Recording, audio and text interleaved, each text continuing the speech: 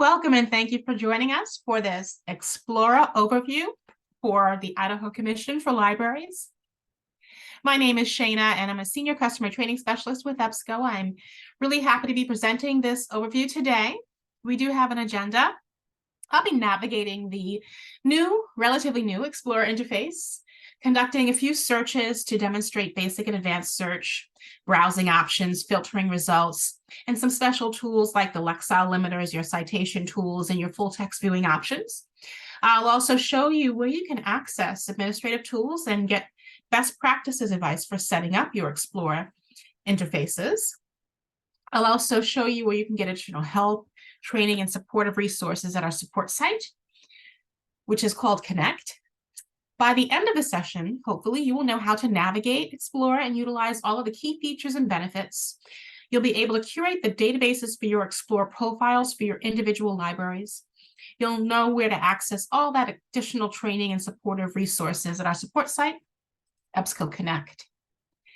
I do want to start, though, by talking about how we came up with this idea for the Explora user interface.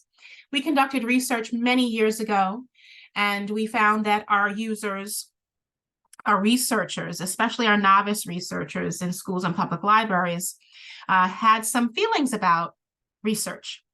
Their expectations, of course, were largely based on their experiences with Google and Wikipedia. We found out that, of course, students, especially novice researchers, tend to struggle with starting research, that they're more visual, they like to see fewer words on screen, and that their attitudes concerning research oftentimes included feeling overwhelmed, frustrated, and bored. So our goal with Explora was to create an interface that helped your novice student researchers feel confident and motivated and productive when conducting research. So we created Explora, and we have since updated our interface for those users based on ongoing user research and customer feedback.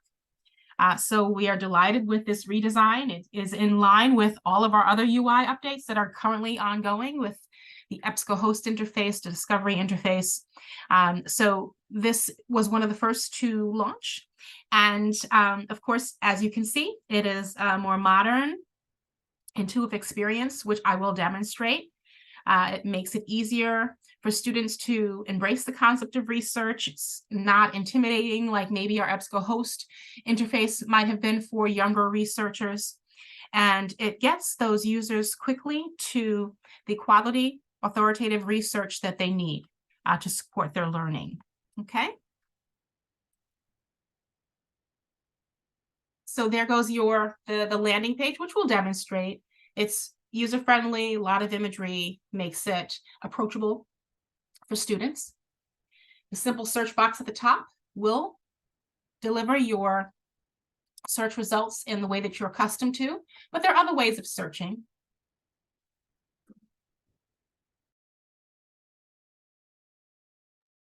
Excuse me, I was just coughing there. Another way of searching is with that main image there. We call that a feature image, which will rotate to keep the interface fresh with content that is timely and age appropriate.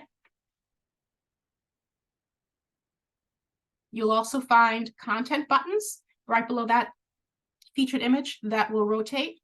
So if you want to rotate through those featured images, you can just click those Discover Popular Topics buttons, which I'll demonstrate. And then there are also ways to search by conducting searches through our popular topic categories below. So it provides a visual entry point to conducting research by popular topics within the K-12 arena. And if you are utilizing the public library interface, those popular topics will adjust. So we have popular topics for primary schools, secondary, and of course the public library market. So there are different ways to configure your Explora user interfaces for the different demographics. You also have the ability to toggle between those topics, whether it be a grid view or a list view, depending on what the user prefers visually. And when you conduct your search, you execute your search, more times than not, you will be presented with a topic overview at the top of your search results that provide some great background information, summary information, oftentimes from an encyclopedia-like entry to help your students, your novice researchers, get started with their research, which was one of the findings from our user research. So those topic overviews help jumpstart that research for your students and novice researchers. And of course, Explora is equipped with some great tools, including Lexile levels to identify appropriate reading complexity content for students to match their reading abilities, as well as for users who may be learning English for the first time and may need easier content to read. So those Lexile measures are important in a school environment as well as in a public library environment to find appropriate reading content for your end users and researchers. Additional tools that you'll find with the Explora interface that addresses the needs of students and novice researchers include accessibility. Our interface Explora meets Section 508 accessibility standards. You'll find LMS integrations with our LTI tool for Explora. So if you use Blackboard or Canvas or D2L, Moodle or Schoology, you can utilize our EBSCO LTI tool for Explora to integrate our search within those LMS experiences. We also offer text-to-speech for HTML and PDF articles, which is a relatively new feature. So you can have those articles read out loud, whether they are HTML or PDF now. And we, of course, offer translation, more than 30 languages for our articles. And of course, COPPA-compliant folders that allows students to create individual accounts to store their research. And those accounts don't require personal information like an email address or a last name. So as I mentioned before, there are different versions. There is the primary version, there is a secondary version, the public library version. Each, especially with the primary, you'll see a distinct difference in the types of popular topics and categories that are delivered. Those meet the age-appropriate categories and content that is popular in elementary education. So we'll take a quick look at some differences there. So unless we have some questions, we are ready to explore. I just want to encourage any questions or comments, or if there's anything you'd like to see me spend more time on, just let me know. Okay, so we're going to go ahead and explore the new Explora interface now. I'm going to exit out of here. And I just wanted to start. I know that many of you access these resources through your individual library's website, but at the lilyschools.org site, you can access the different versions of Explora, depending on whether you are accessing K-4 resources, 5-8 resources, or resources for grades 9 through 12. You'll find the different Explora versions.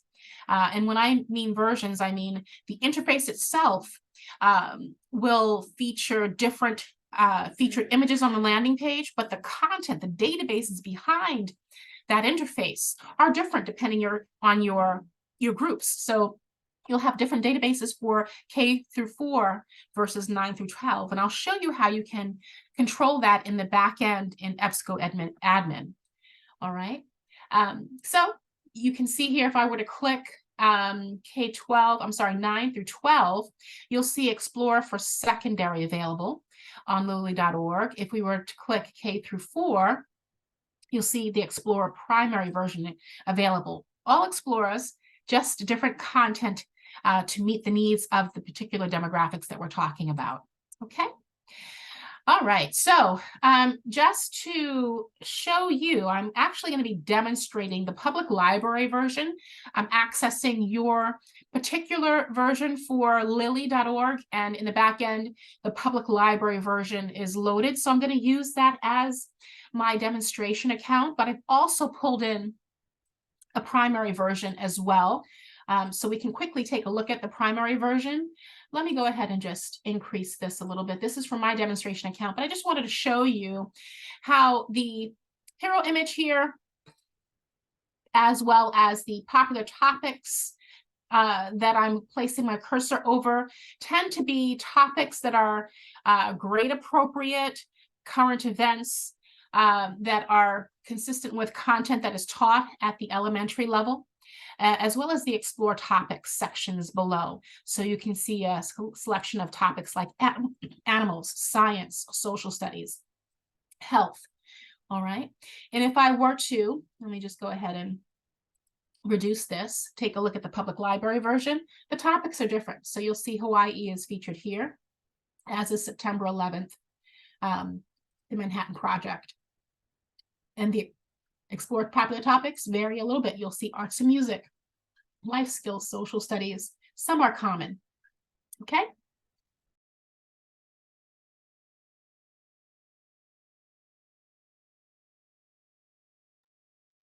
All right, so let's go ahead and get started with an overview of this landing page. I'm going to stick with the public library version since that is the lily.org example that I'm using today. But if you'd like for me to show an example in the primary version, I can do that as well. So we're taking a look just to get oriented with this landing page. You can see the basic search box at the top, and it does invite the novice user to conduct research by asking, what are you looking for? And so that's a keyword search that will deliver your search results by entering any term and clicking the magnifying glass. All right, but there are other ways to conduct research. You may want to take a look at what is featured. This particular topic is the Manhattan Project. Notice that there's a quick summary here and a link to an article, or actually a link to execute a search on the Manhattan Project by clicking this title. I'll go ahead and do that. And that's going to automatically execute my search, bringing the Manhattan Project in my search results. As I mentioned at the top of my search results, and you can see that there are almost 4,400 search results for the Manhattan Project, there will be a topic overview, which is a summary article. This is a citable article, and we can go ahead and actually read more if we're interested. All of our topic overviews will say that they are topic overviews, and they will be flagged with a little icon here, that little light bulb icon indicating that it is a topic overview. And I'm going to go ahead and click read more. And that's going to bring me to the article, and you can see the source, Salem Press Encyclopedia. We'll read through the article. There are hyperlinks with related topics for exploration. And as we scroll through the bottom, you'll see at the bottom your bibliography. So if you needed to cite this, it is available. That is just that topic overview. You can download this article. There's a download option in the upper right corner. You can have this article translated, as with all HTML or PDF articles, into one of more than 30 languages represented in the translation tool here over on the right. You also have the option with the headphone icon to have the article read aloud. This is our text-to-speech tool. We've updated this, and you can see the options to play, fast forward, or rewind, adjust the volume, the playback speed, the scrolling. You can disable or enable it. You can even download the MP3 file for the audio and control the text highlighting for the word and sentence color. I'm going to go ahead and just demonstrate that. You can highlight a specific area to have read aloud, or you can read it from the beginning. So I'll go ahead and click play. Manhattan Project Identification U.S. Army Research Project, officially named the Manhattan Engineering District.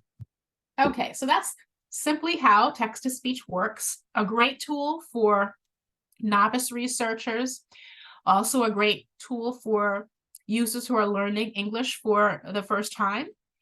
So some great options here for accessibility as well as for language.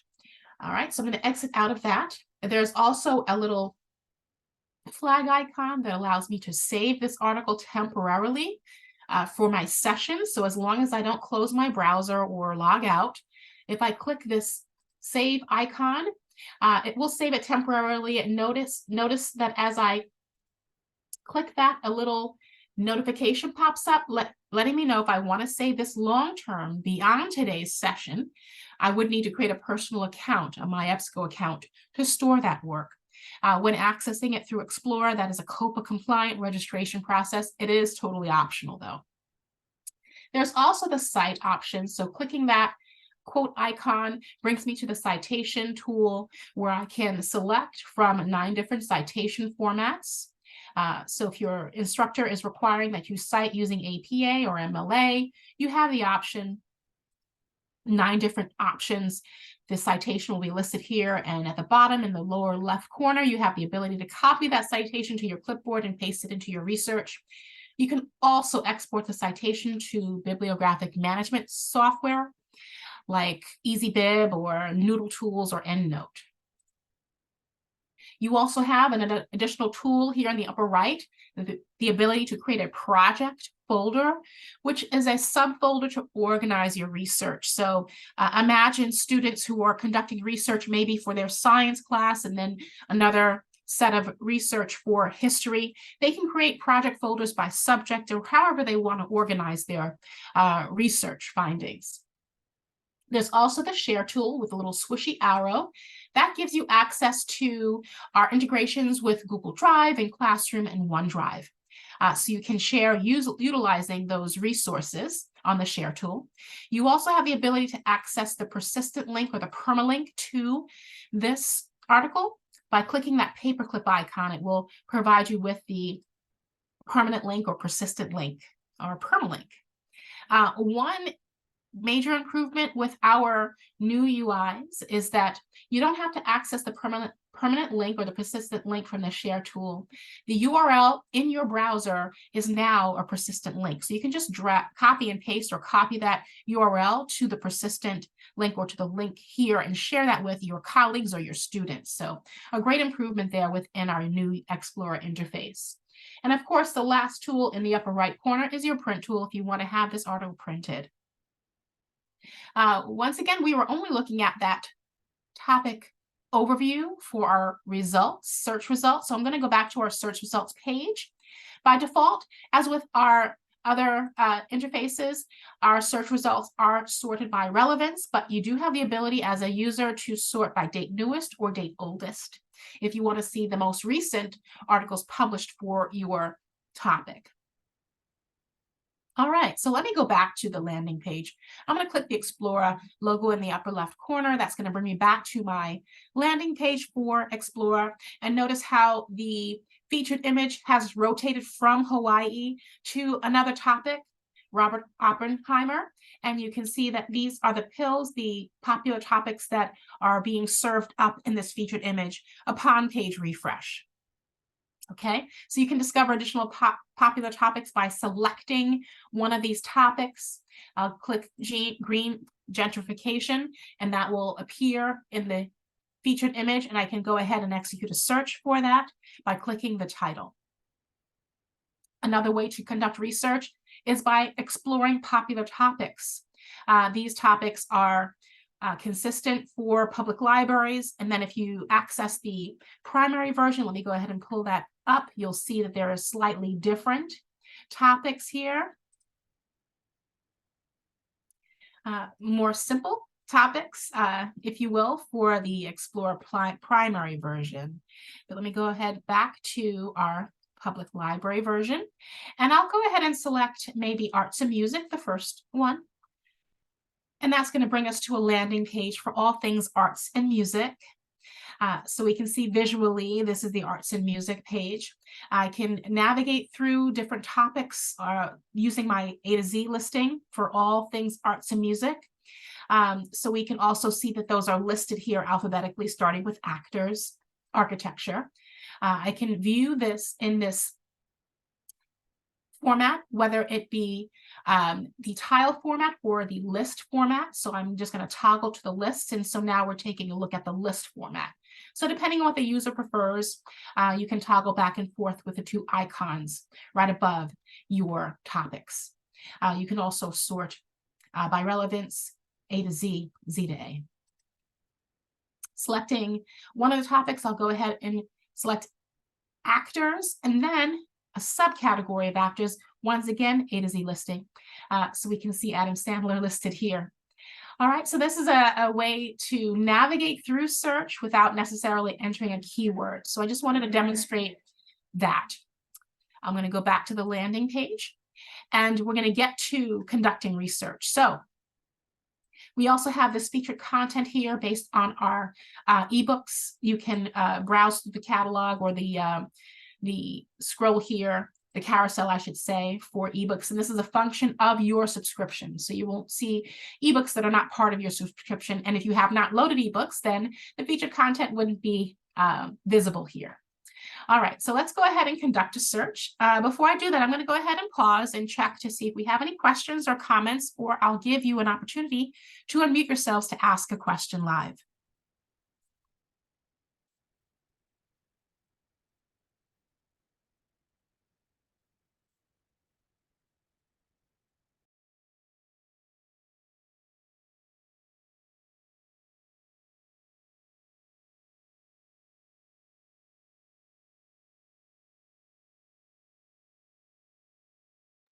Okay, let me proceed with conducting a search. So right here at the top of my Explore landing page where it says, what are you looking for? I'm going to enter a term, phrase. I'll just enter climate change as my search.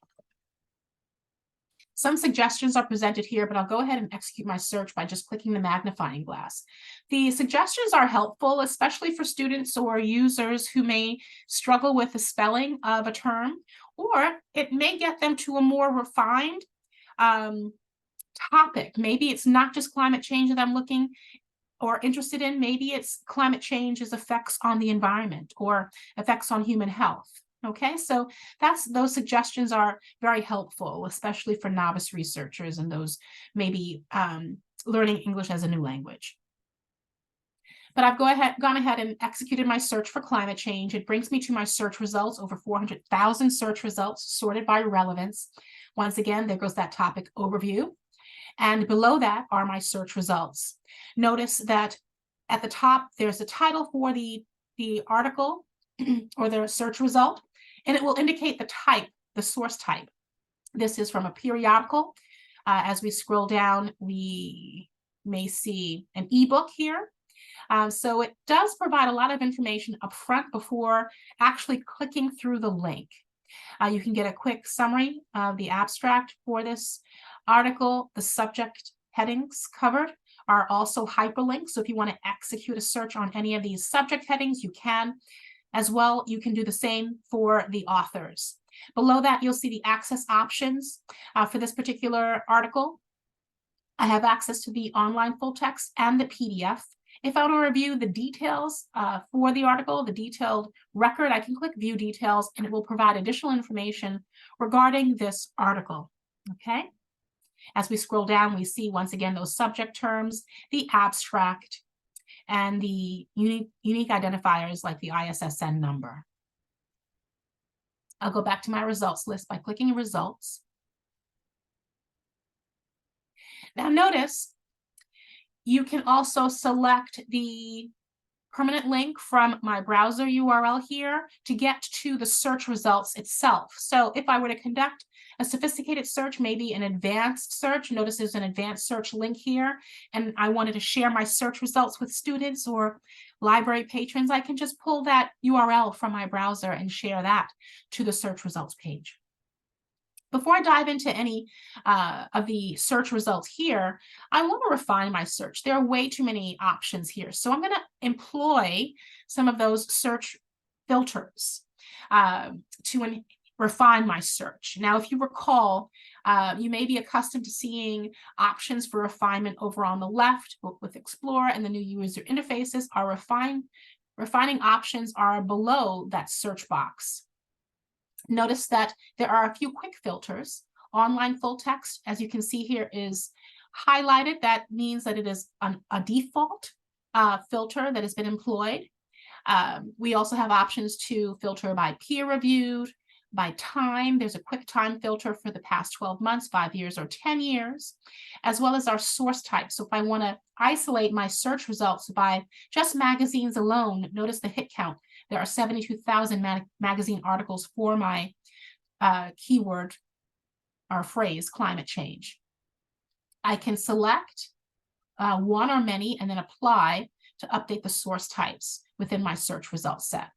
If I wanted to access all filters, these are just quick filters, but there are more filters. If I select the all filters, that first button there below my search box, that will open up a panel to the right, exposing all of my filtering options to refine my search. Notice that online full text, once again, is selected by default. If I wanted to filter by peer reviewed as well, I can go ahead and click that. Notice how my active filters will build at the top. I can exit out of any one of these if I choose to. I'm going to go ahead and employ a few more filters. Here's my full date range. In addition to the past 12 months, 5 years, 10 years, I can also enter a custom range for a particular article published within a particular time period. I can also, and I'll go ahead and take a look at articles published within the past 5 years. I can also look at the databases. If I'm looking for an article that is available only in green file, for instance, or within Academic Search Premier, these are the databases that have been enabled for my version of Explora. And this, once again, is controlled on the back end in EBSCO admin. If you're interested in learning, we can show you that momentarily. But I'm going to go ahead and stick with the databases that are represented. I'm going to go ahead and continue showing you the source type options. This is a full selection of source types represented within my search results set. So there are a lot of news, articles, magazines, academic journals. There are additional ones, including encyclopedias, but there are 3 more. I can click that to expose them. So even primary source documents, maybe I'm interested in primary source documents about climate change, of which there are 52. I'm going to stick with the magazines and academic journals. If I wanted to take a look at facets within my search for climate change, or maybe global warming or climatology, greenhouse gases, I can take a look at those subject headings. Once again, hit counts are represented to the right of each subject heading. And then Lexile range. Remember I mentioned this is a way to identify appropriate reading complexity for your researcher. So I imagine as teachers, if you're looking for articles that are appropriate for your grade level, the higher the Lexile range, the more complex the reading level. So if you're looking for an easier read, then you'll go with a lower number. This goes for also for public library librarians looking for content for patrons who may be learning English as a new language, or for your novice researchers, younger researchers as well. And then there's also the publication option here. If I'm interested in articles published within Science News or Publishers Weekly, or within the library journal, I can choose those.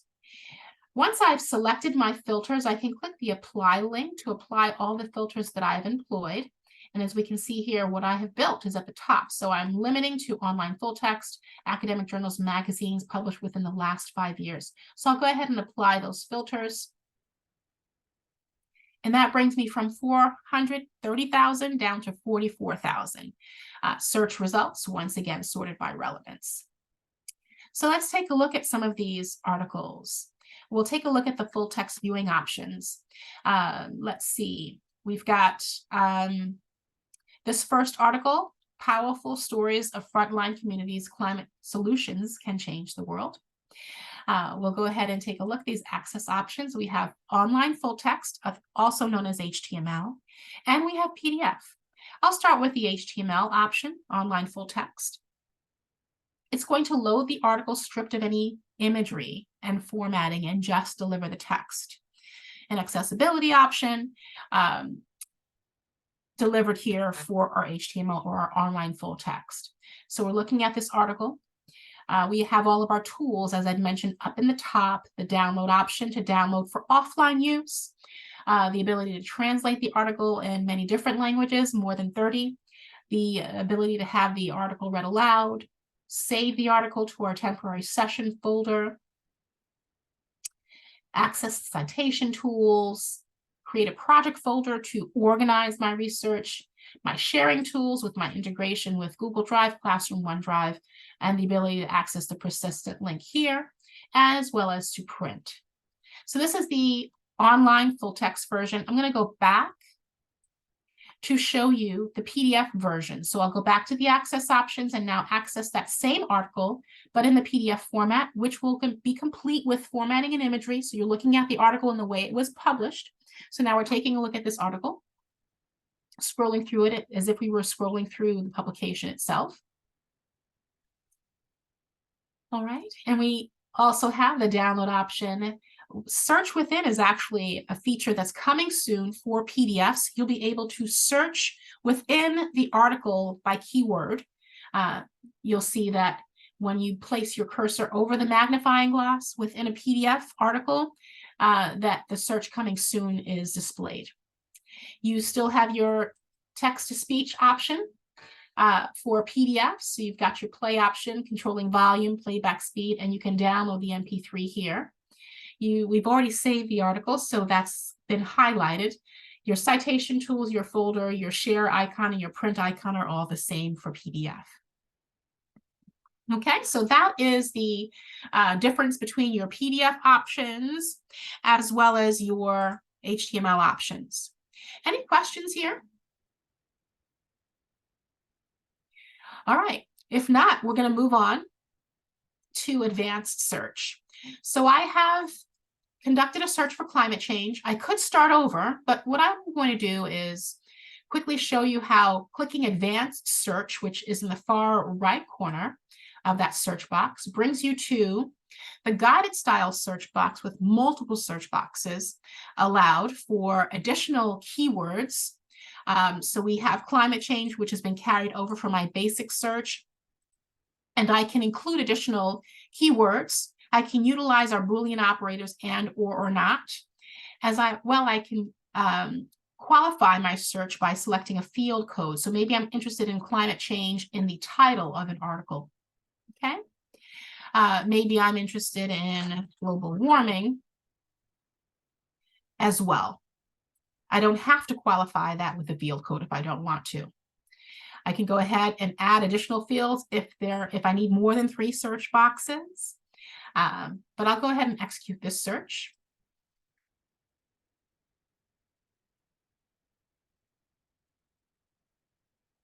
Now it has maintained my filters that I've employed here, past 5 years, online full text, and it's providing me search results of 1,700.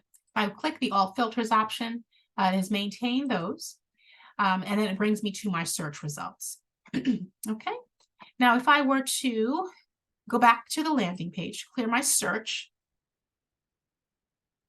and if I wanted to access advanced search from this page here, I would access the search tools over in the far left, which will bring me to general search, and that is where I can then click advanced search to create an advanced search utilizing that guided style multiple search boxes.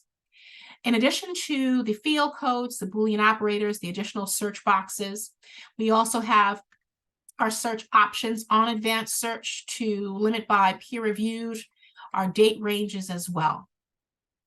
Notice there's also the thesaurus. So if we wanted to conduct a subject search instead of a keyword search, we can utilize our thesaurus within Explora here. So clicking thesaurus, it will provide the different databases through which we have thesauri. So we can see here, Academic Search Premier, Business Thesaurus, ERIC, Masterfile, Green Thesaurus. This is all a function of what I have loaded to my version of Explora in EBSCO admin. Since I'm conducting a search for climate change, maybe I want to utilize the green thesaurus. Okay, green file. I'm going to go ahead and then enter climate change again. And then I can choose relevancy ranked or term begins with. Default is relevancy rank. So I'll go ahead and execute a thesaurus search by clicking that magnifying glass. And we can see that climate change is indexed within the green thesaurus. And the way I've entered it in my search box here, there are related terms here like climate change, research, weather and climate change. These are all subject headings. We do have the explode option here for climate change. And if I'm interested in exploding this, what it does is if I actually click the climate change subject term, it is a hyperlink. and it will show you the broader terms, the related terms, the narrower terms. And so if I were to go back and explode climate change, it's going to include the narrower terms within my search. So we can see climate change by exploding it. It will include climate change dating, weather and climate change, abrupt climate change. And I can join those terms using a Boolean operator and or not. And I can add that to my search. So we have climate change oring by exploding and including those narrower terms. So if I click add to search, notice how my search is now built by including all of those narrower terms. Okay. We'll go ahead and execute our search, and it will load those results. And you can see how my search has been built. And we can see our search results as well. So that is how you can utilize the thesaurus. Once again, the thesaurus is accessible on the advanced search screen. Below the guided style search boxes, next to search options, the next tab is the thesaurus. Okay. All right, so let me go back. I'll clear my search, bring you back to the landing page.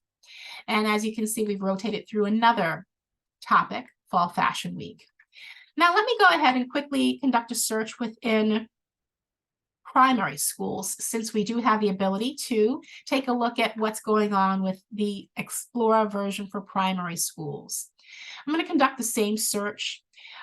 We'll use the basic search box here, and I'll enter climate change.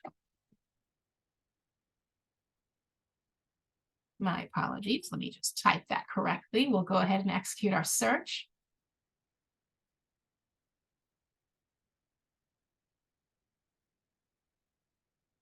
Now, this search for climate change results in just 1,300 search results, and that's because the databases for my primary version of Explora are different. We'll take a look at those databases that have been enabled for primary Explora, and you can see that topic overviews for K5 have been enabled, primary search reference ebook collection, the ebook K8 collection, American Heritage Children's Dictionary, Funk and Wagnall's New World Encyclopedia. So we're looking for more age-appropriate content, and that is what we have enabled for this version of Explora. Let me exit out there. And let's go back to the landing page and quickly look at some of the other topics here. So now it's rotating through wildfires, where with the public library version, it featured a topic called Hawaii and the disaster that happened recently. This one is more generic, more age appropriate, talking about wildfires as a topic. We can see additional topics here. I think we took a look at rattlesnake. There's a topic on time travel, the fable of three cats. So all content appropriate for primary schools. You'll find topics here that are often taught in K5. And oftentimes you'll see current events. So we're featuring Labor Day as well. All right, so any questions here? Now, comparing the two different versions, Explora Primary, Explora Public Library, there's also an Explora High School, or secondary rather. I can go ahead and load that. Let me actually close this one out, and I will pull up the high school version so you can just see that.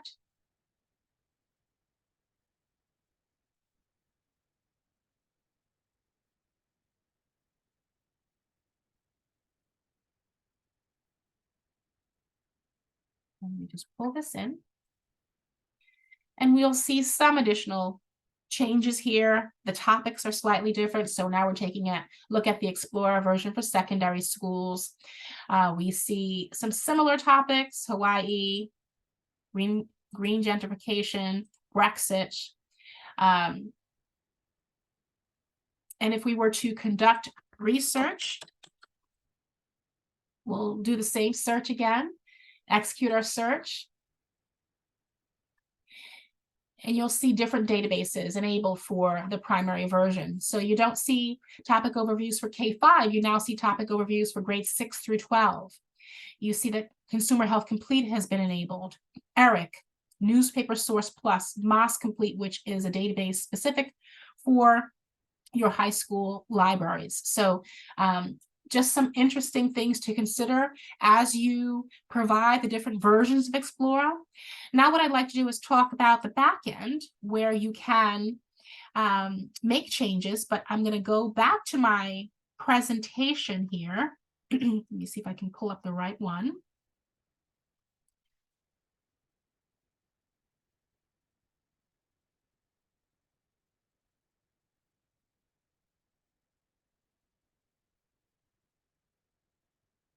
And before I get into some of the administrative features, I just wanted to summarize some of the key points for Explora. Why using Explora is a good thing, especially for your K-12, as well as your novice researchers, is that it provides a simple search that delivers quickly delivers relevant, age-appropriate search results. It has easy to browse categories that guide novice researchers through the process of conducting research. It provides topic overviews that give them that jump start in conducting qualitative research. It provides some great tools like Lexile reading level indicators, COPPA-compliant personal accounts, the citation option, the persistent links, of course. And as we mentioned, several databases that you subscribe to through EBSCO are compatible with your Explora interfaces, and it depends on that mix of databases that you'll want to enable for researching for your primary versus your secondary students and public library patrons. We do have some best practices information for you. I can share links to this article called Explora Set Up Best Practices for each profile. So you've got a primary profile, you've got a secondary profile, you've got a public library profile. We even have a new feature benefit roundup link that I'll share with you, as well as some FAQs. And I can quickly share with you some of those links as I entertain any questions that you have. So this is a relatively new article, the new Explora feature benefit roundup. It talks about the main features if you're interested in learning more about the topic overviews or the text-to-speech options or our integrations with Google, how to customize your interfaces. There are links to all of these in this article. In addition to our integrations with Google Drive and OneDrive, we also have Clever SSO. So if you utilize that in a school setting, we can integrate with Clever to make this interface discoverable by your students within your Clever environment. We also have LTI tools for Blackboard, Canvas, Brightface, Moodle, Schoology. We also have a number of resources to assist instructors, teachers with lesson plans and scavenger hunts that engage students with the process of conducting quality research. We've got tutorials for primary, middle, and high school users, curriculum standards information, and an entire promotion kit. So if you want to promote Explora, and for some reason it doesn't want me to do that, so let's just do it this way. I'm on our Connect site, and this is a great way to like segue into Connect. EBSCO Connect is an easy URL. It's connect.ebsco.com, and there you can find all information for all of your EBSCO resources. Just type Explora or any of the other resources in the search box, and it will pull up some resources here. But if you execute that search, and I think I've timed out, let's see, maybe that's why I'm getting a, yes, I've timed out for my authentication. So let me quickly re-authenticate. It always times out at an inappropriate time, and I'm going to go ahead and do that quickly.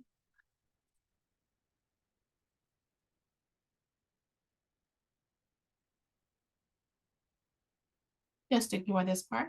I've got to log back in.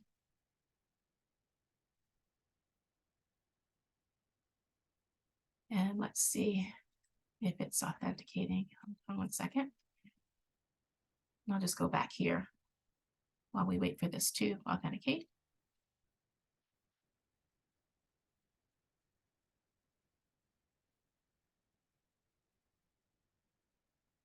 And it's giving me some issues, but I'm not going to bother to do that. Let me not waste your time here since we are doing a recording, and we'll let that hopefully resolve before the end of our session. But does anyone have any questions? Let me go into admin and see. Hopefully that's working for us. I don't think it will be if I'm not logged in.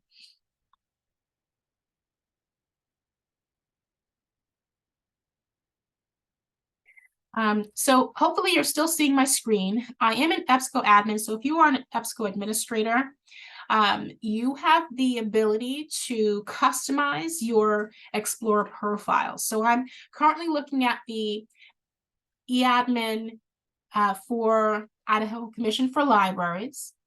On the customized services page, I am viewing my Explora for primary, which is K through 5.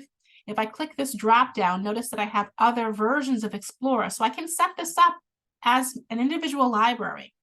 I can create a primary version, a secondary version, even a middle school version if I choose. Let me take a look at the public library version. That's the one and of course, let me see if this is going to work for us. My apologies, my authentication is stuck. Let's try one more time.